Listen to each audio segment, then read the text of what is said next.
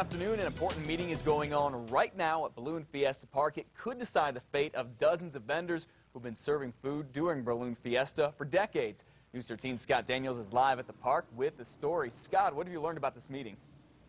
And Matt, the meeting's still going on. Been going on for about an hour now. It's between Balloon Fiesta officials and the lawyer representing the vendors here. Also, one of the heads of the newly hired food management company is also expected to speak at this meeting. The food vendors were given a new contract that they call outrageous and something they can't afford. Before, vendors paid a flat rate to rent space here at the park.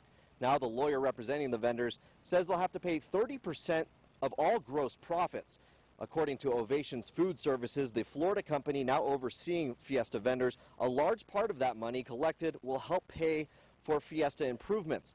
Vendors like Perico's argues that adding those payments to labor and food costs could leave them with just 3% profit, something they can't afford. The contract needs to be signed tonight, but the vendor's lawyer is asking for a 2-week extension.